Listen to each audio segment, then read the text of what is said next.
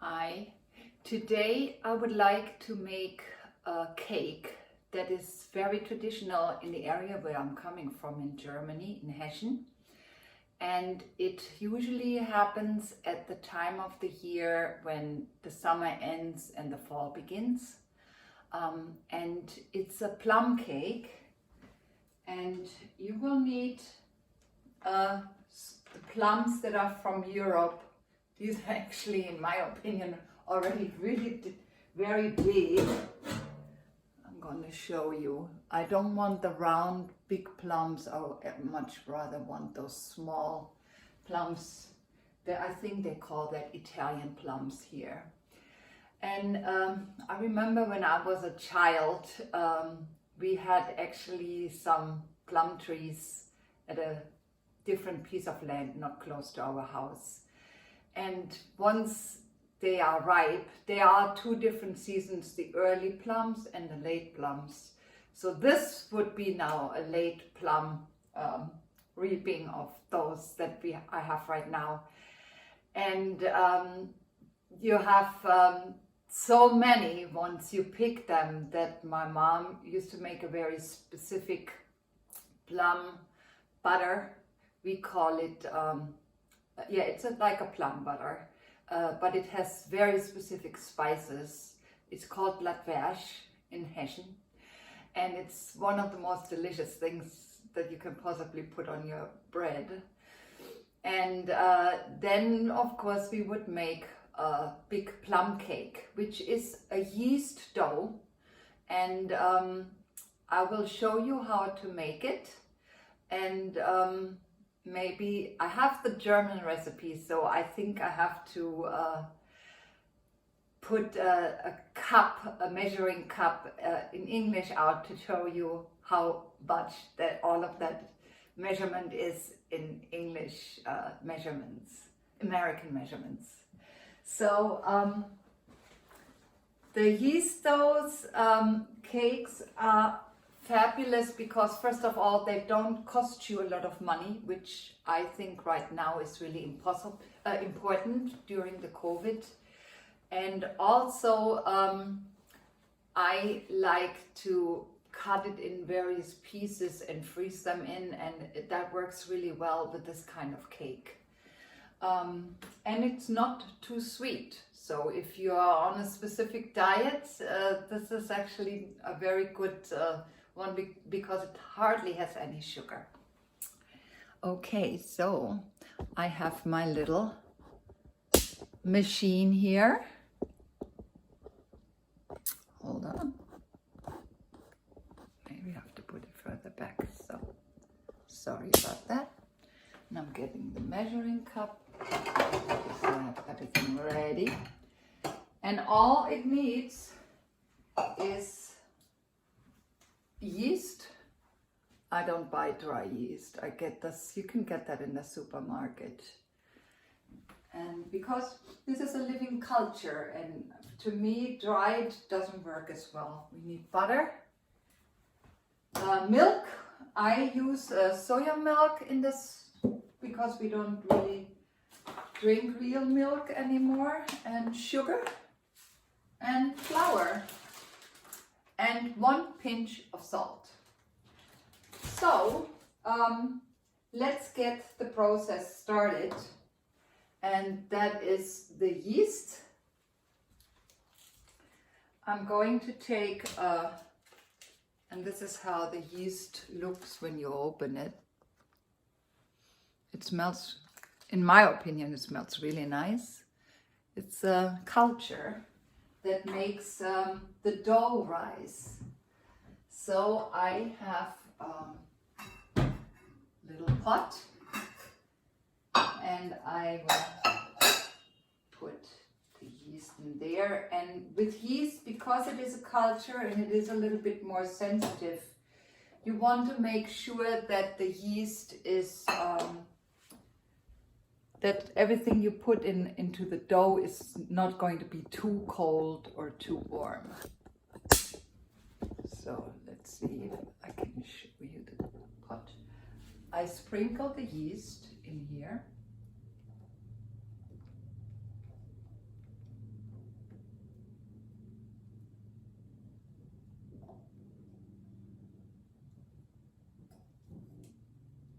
until it's all in tiny little crumbs. Also, you can't make things too hot or too cold. So this is how it looks. And then I'll put a pinch of salt in it. It needs the salt in order to rise. And it won't affect the flavor later on. And then I have to measure 1/8 to 1/4 of milk.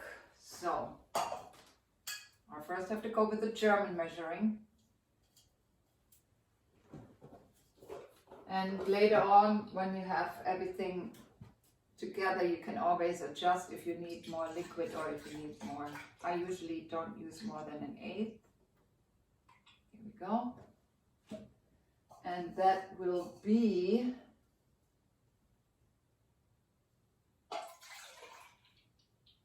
6 ounces. And I put this in here.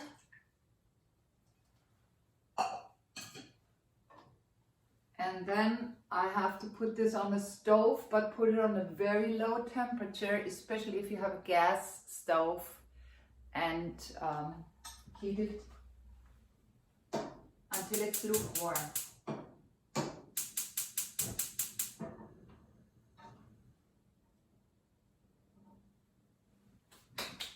Okay, I'm going to look in my book,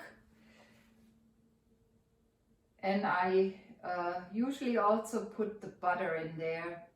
This way the butter also can melt. And I just put a whole stick in. The butter makes the dough very crunchy. So I actually really like to put a whole stick of butter in there.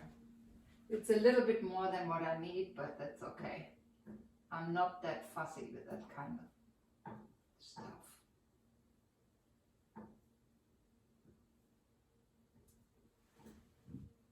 Okay, like so.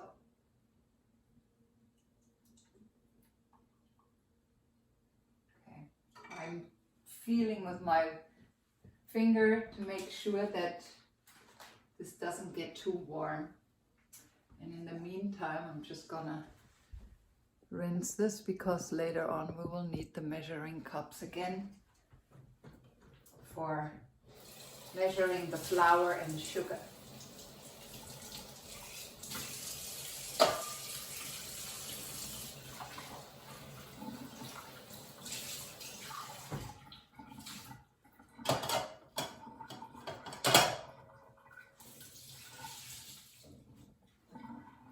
Okay, let me see how this is going.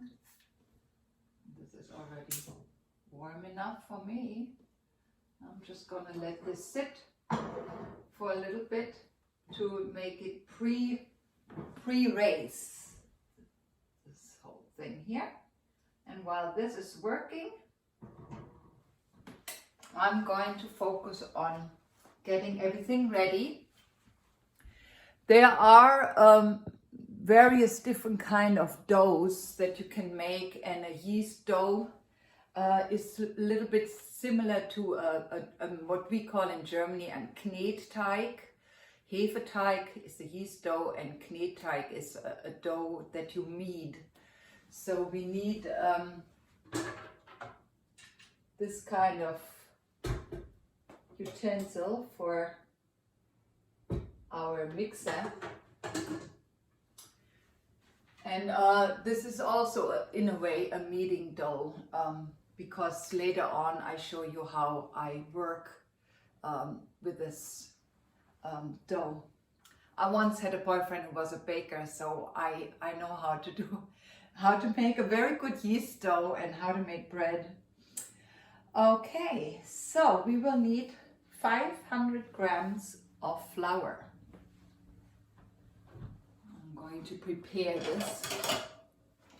And with a kneading dough, it always starts that you put the flour first in your mixer, And then you kind of make a little bit of a hole in the middle, and then you add the liquid stuff, and then you just mix it all together, and the sugar. So here we are, 500 grams it needs.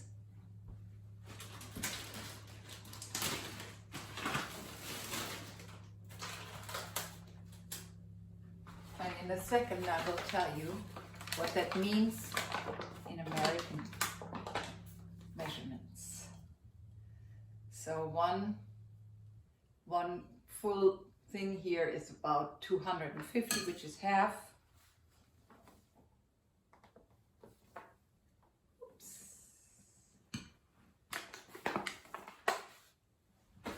And it usually helps to get this a little finer. Here we go.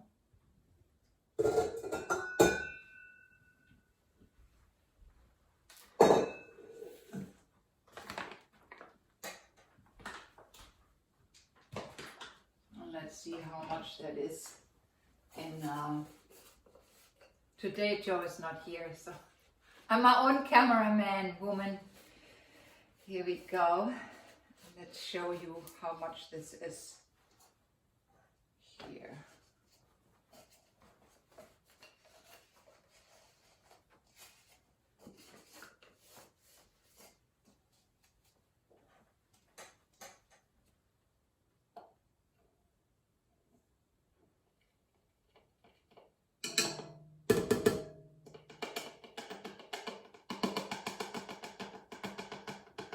Losing a little bit, but that's okay.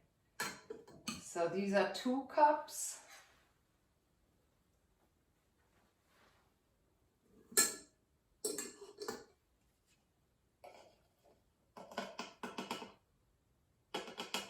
Two and a half cups. And we need the same amount one more time. So about 450.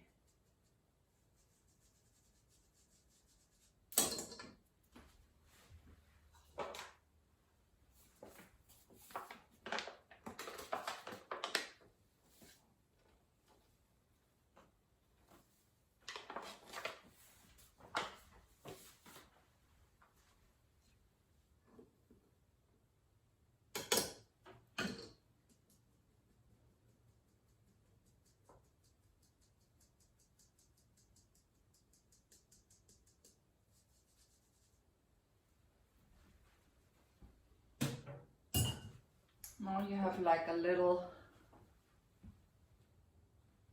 pile here, and I make a hole, a dent.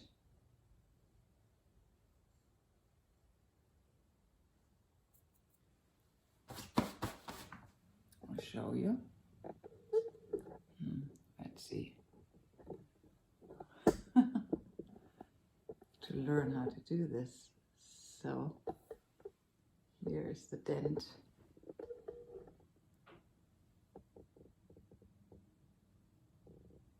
And in that dent, I will put the sugar and all the liquid that is in here. So we'll need sugar, and we will only need 100 grams of sugar. So that's not a lot. I've seen recipes done in America where they put so much sugar. We don't really, in Europe, we don't really eat so much sugar. We like it sweet, but not extremely sweet. I think every culture has their own ideas about that. So, 100 grams. Okay, sugar.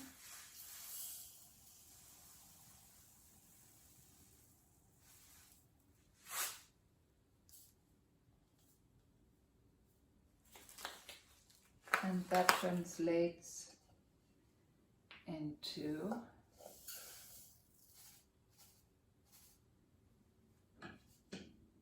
a half of a cup.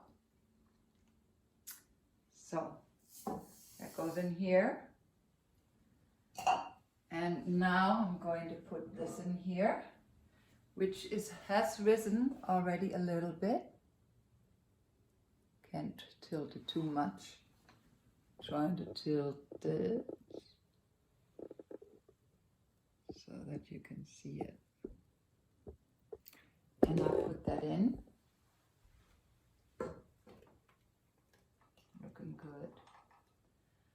One more thing that you have to know when you buy regular yeast, you have to look at the expiration date. Because if you actually have yeast that is expired, then it really creates mold, and it's bad mold. So I'm sure that once I put this beautiful mixer on, it's going to make a racket. So we're going to make the dough now.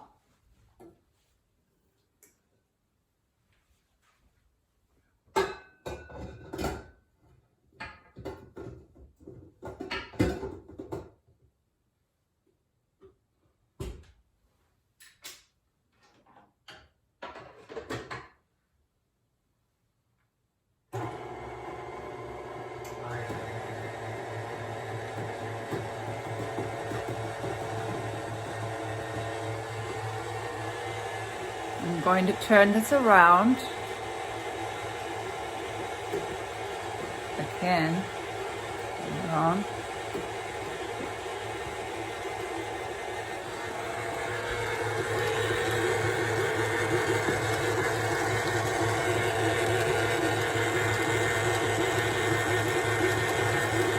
Go faster.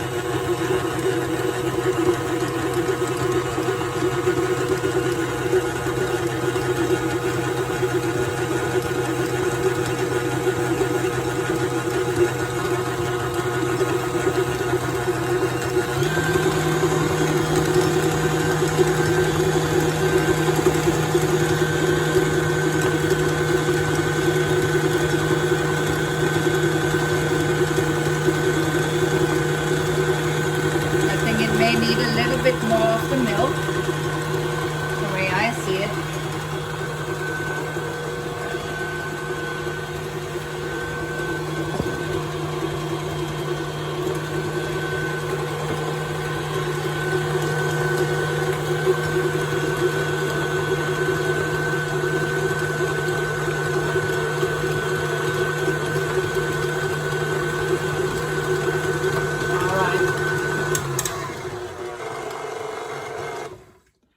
And that's enough for me. I do the rest of the work. Okay.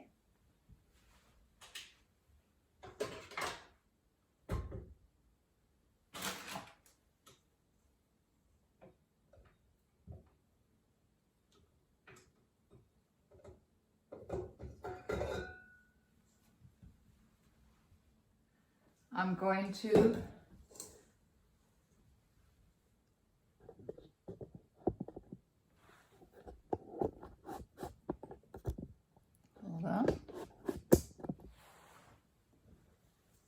I'm going to go in there and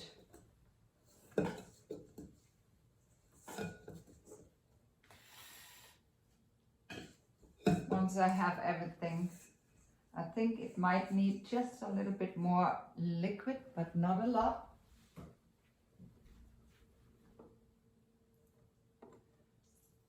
For the longest time I never had a mixer, and I did everything with my hands, and I like to feel what I'm doing, and I know when the dough has the right consistency. I like to actually have that feeling of mixing a dough. All right, I put a little bit of flour so that I can mix that together on here. Hold on, before I mess up my fingers. I'm going to adjust this so that you can see.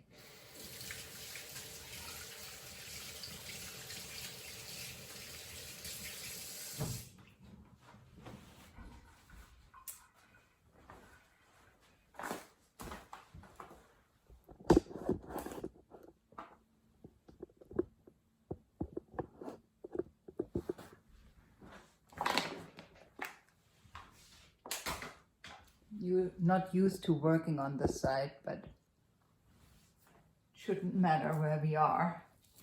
So I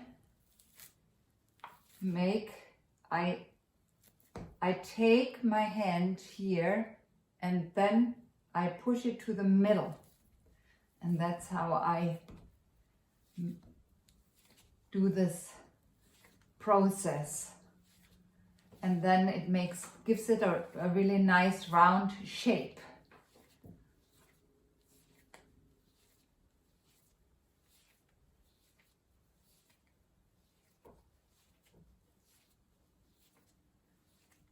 And why it's important to do this process is that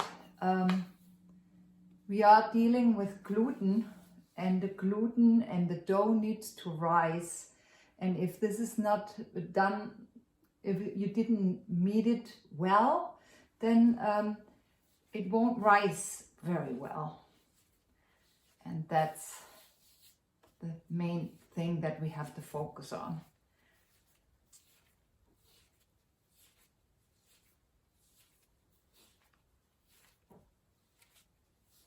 I usually never talk when I do stuff like that, so I hope you don't mind that I'm quiet.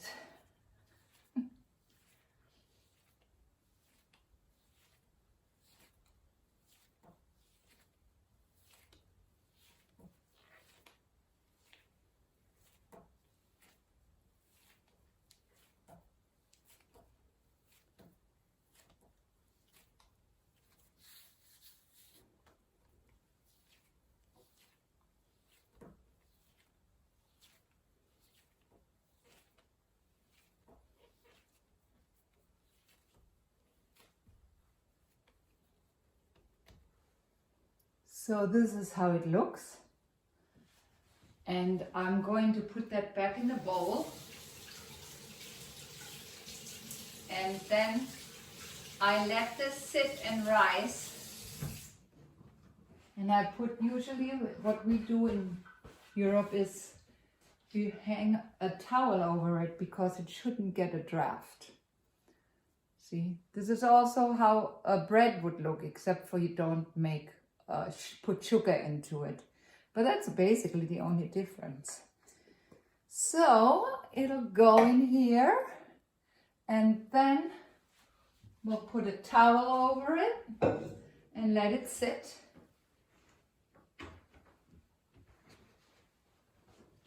Undisturbed for a good half an hour. And while this is sitting there, we're going to focus on the plums.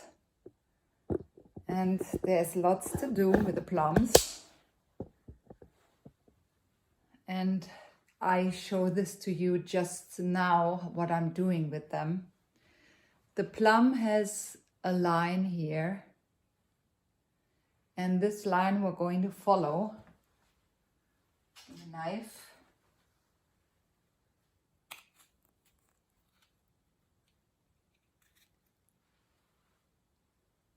Like this. And then I open it. I take the pit out. And then I make a cut. Not too deep, just like that. And this is what we're going to do with all the plums. It's gonna take a little while. So I'm going to work on this and I'll see you later.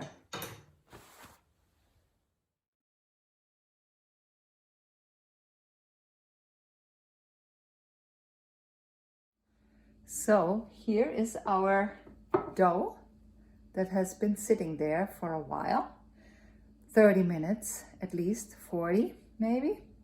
And now we have to knead it one more time.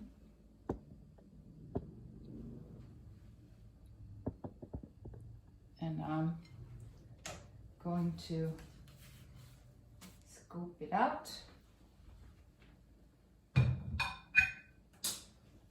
And when you knead, you need to put just a little bit of flour on the bottom so that it doesn't stick to the surface. And then we'll go with the same procedure as before.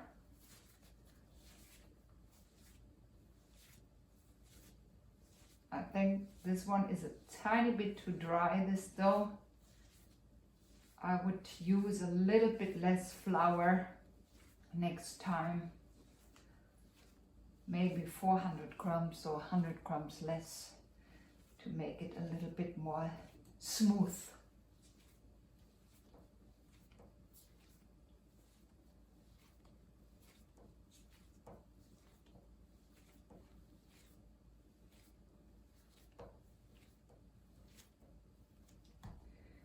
I remember when my grandmother was still alive, and in our region to make the plum cake, that was like a real tradition. And yeast, anything that you make with yeast, that would be a baker who would do that. Whereas, let's say if you make a Black Forest tart or something like that, that would be a pastry chef. So the bakers, my grandmother, she had such a huge tray that was like at least twice as big as this, and I put already oil on that. And then my grandfather would put it, they had a bicycle and he had like a little kind of thing that he could wheel things with, and they would put it in there and put a towel over it, and that's how it went to the baker. They shoved it in the oven because the tray was way too big for her stove, and that's how she made the plum cake. Yeah, that was back in the day. Now of course everybody is so hygienic, they would never even think about putting a plum cake in the back of a bicycle and ride it over to the bakery.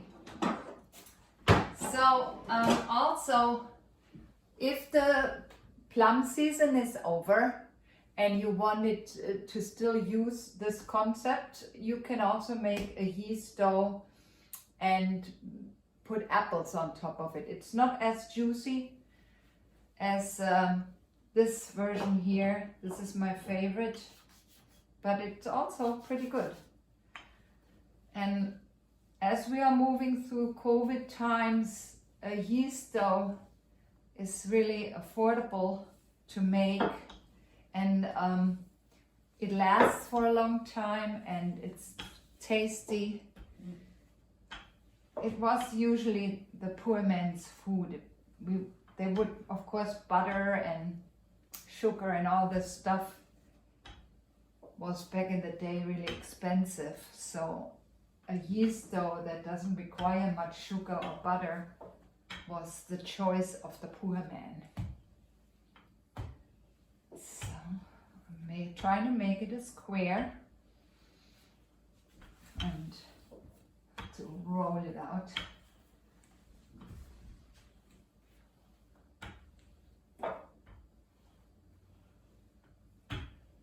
What I like about yeast dough is that it really gives in, and you work with it and you can make it smaller or bigger and adjust it. It's very easy to work with yeast dough. I have to see how much I need for my tray. I think that's about good. So what I learned in the bakery is so easy. You fold it in half, and fold it in half, and that's all you need. And now we're going to go over to here. And I put it in the middle. Oh, I have more dough than I need. Okay. Now we can still work with it and put it out to the edges of everything.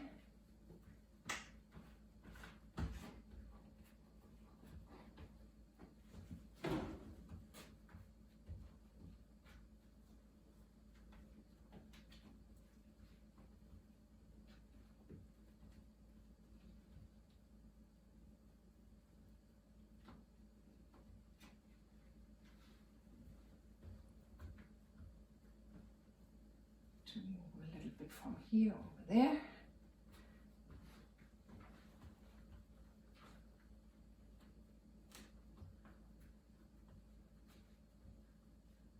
Okay. Here we go.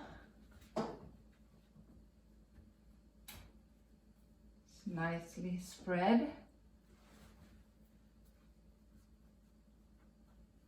Making sure that there are no holes in there. And there it is. And now I take my plums. And this is another thing that's really important. Plums can have a lot of juice. And so you don't want to put too many plums on the cake, because then it becomes saggy and too juicy, and the water may run out of your tray. The juice of the plum may run out on the tray when you bake it. So I see about 3 plums and 1, oopsie, sorry about that. Okay, here we go.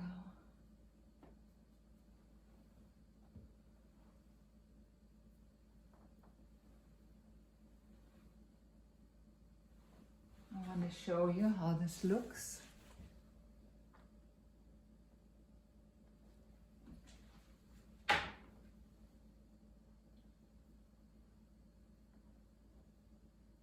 So we have the side that splits open, that I put that all towards the left.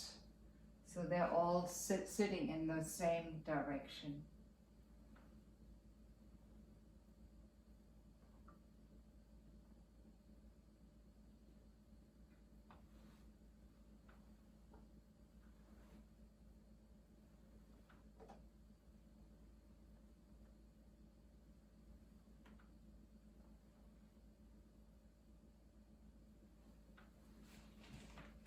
Wash those.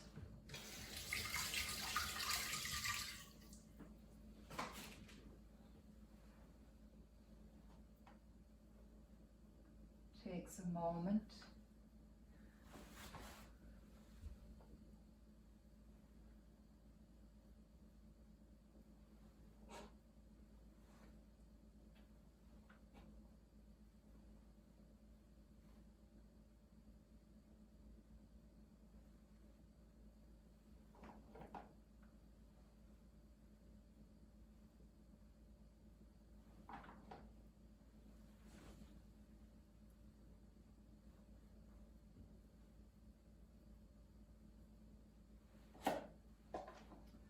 I really am lucky. I just have enough for the cake. If not, I would have used apples for the remainder.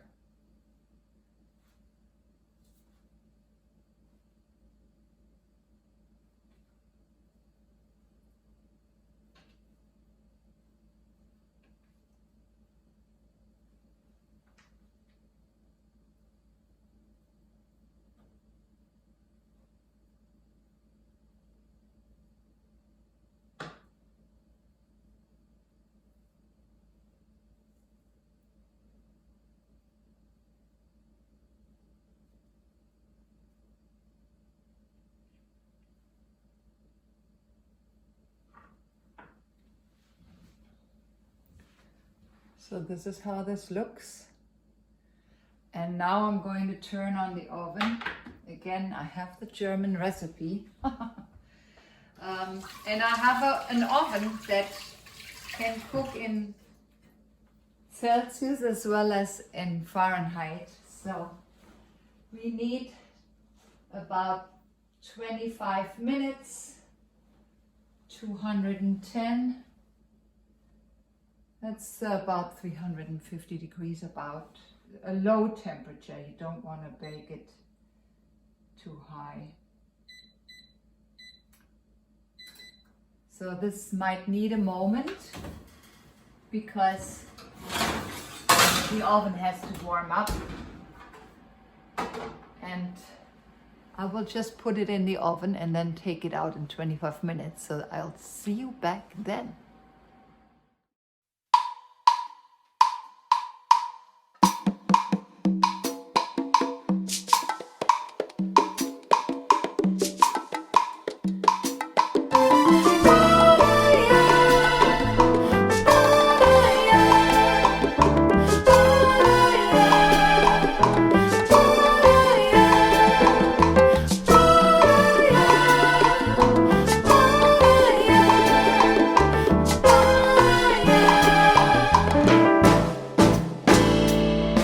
Deine Seele, die meine Liebe ist verwirkt mit ihr im Teppich Tibet.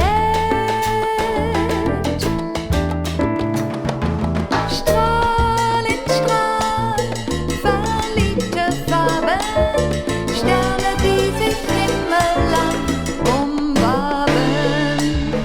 Unsere Füße ruhen auf der Kostbarkeit, waschen tausend Körbe tausendmal.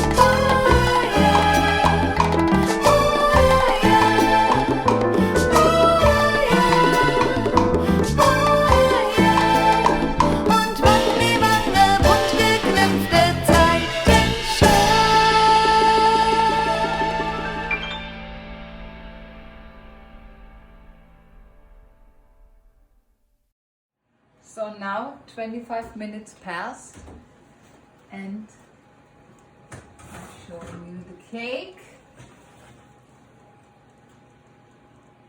I think it might need a little bit more, but not much.